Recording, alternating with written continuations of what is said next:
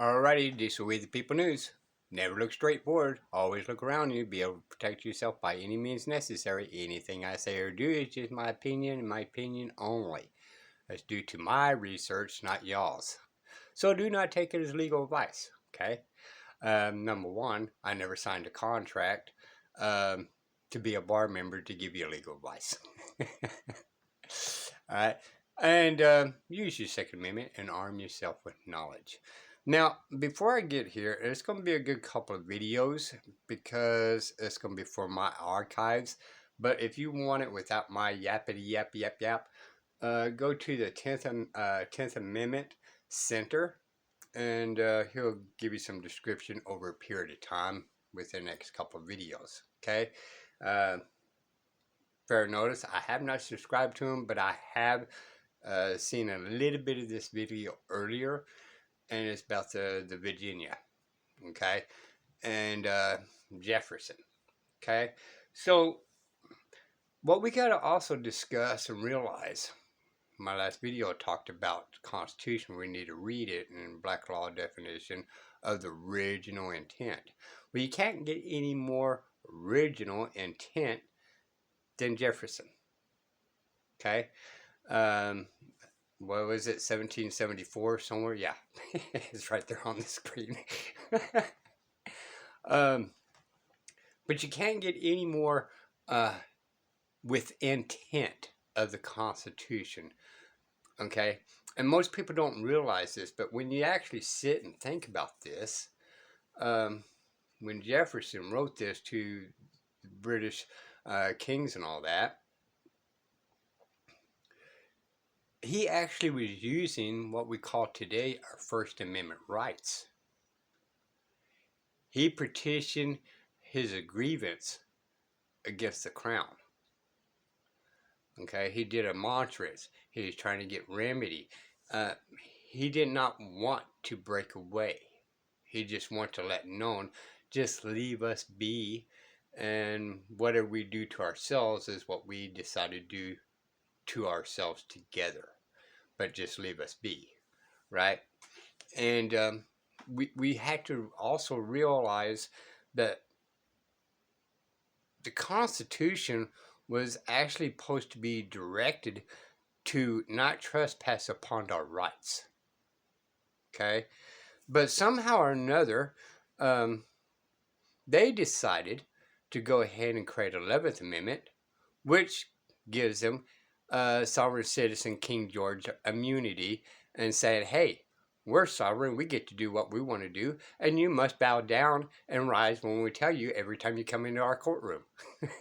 Oh, by the way, you can't use your First Amendment, and you must always give your name and all that. And say, hey, you know, it's no longer your court. It's, my court, is what the judge is saying, right?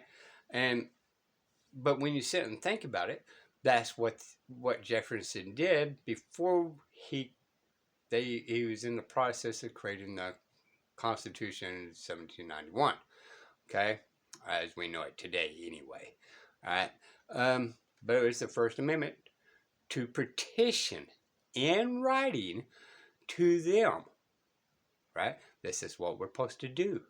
We're supposed to petition in writing our redress and our grievance to our congressman that is supposed to represent you, as well as your local legislatures in your own state in writing. And when they said that we can all group up, what they meant was not on the streets. It means that, we can all gather and do a petition in writing. And, and we can all do a separate writing petition within the same compounds, because each and everybody's grievance with the same particular law that may or may not arise had a different take on it. All right? And that's what we, the people, are political power to do, is to instruct them and say this is bad, this and no, right? I'm all for there may be attorneys out there, but I'm all for a petition, a redress of grievance, and get rid of the bar union. We can have counsel attorneys without the bar. Just saying. All right. This is a little bit long on my behalf, but I wanted to be clear. The original, our Constitution, oh, a side note, or another note, right? We're supposed to have 11,000 congressmen by the Constitution. And our Constitution writes, if you guys want to go that way, right? There's supposed to be every 30,000 people. They decided to change that on us with our ignorance and put a halt at, what, 436 now? And that's it? No more climbing? Oh, well, we can't create it. Yeah. Oh, come on, government, please. You had 10 miles of square property that you can use, and you're telling me there's not enough space for 10,000 people. Our founding fathers that gave the land, whoever it was, I can't remember off top, gave 10 square miles. They had plenty of room. So that was just plain out ignorant of them. All right. But by the Constitution, there's supposed to be 11,000 of them. So, number one, they created the 11th Amendment, which is unconstitutional because it gave them a title of kingship because they used sovereign citizen immunity that the king made a claim to and made themselves kings. Then they turned around and gave themselves authority to stop at 436, which, by the way, if you ever call your representatives of Congress, how are they representing you if they don't even call you back?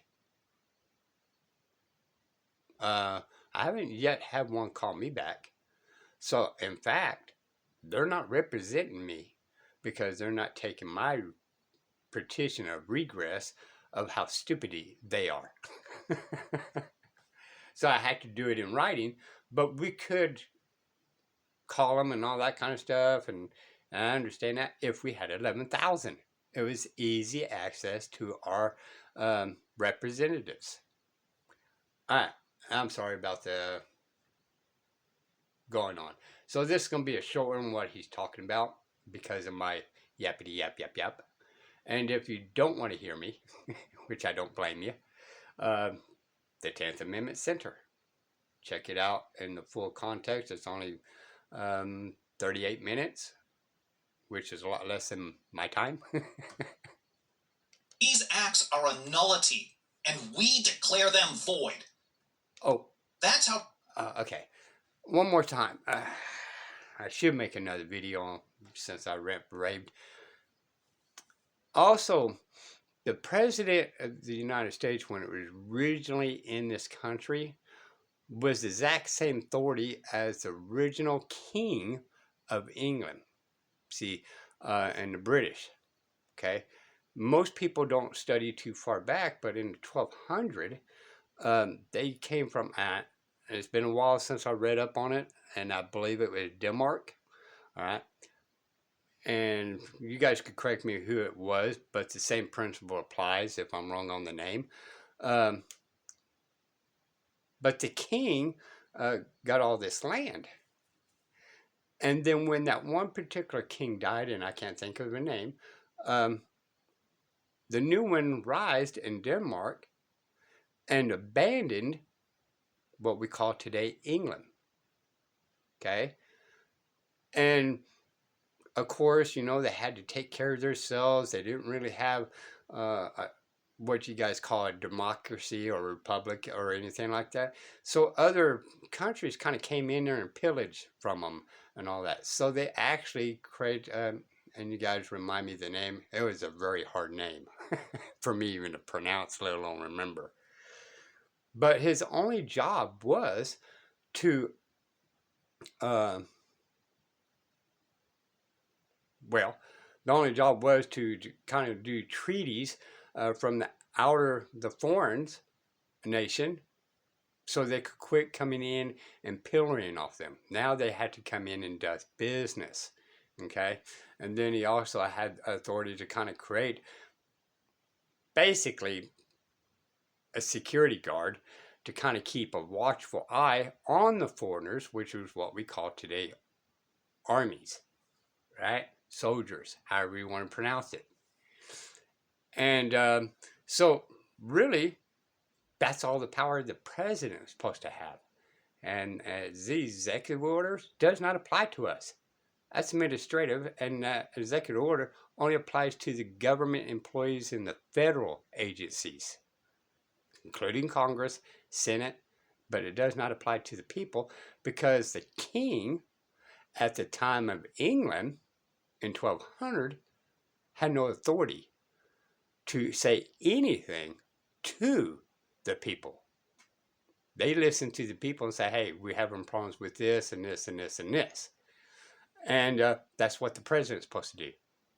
Okay? He's not even supposed to be speaking to us. All right? The president was really the president of the state, not the people. All right. I think I may just go ahead and end this and start new on the other one. But I wanted to kind of give you kind of the original intent of everything. Even though Jefferson don't go all the way back, the whole Constitution is based on history from the Brits of 700 years, from the first king until the king that it was in place that day, that time frame. Okay, and they knew enough of the histories over time that when you put everything together of the British law, it was actually, today we have the Constitution. The Constitution today is a recopy of the Magna Carta of England. It was just shortened down and simplified to average men and women, which is what they said, right? It needs to be written where men and women, on the average men and women, can read and comprehend.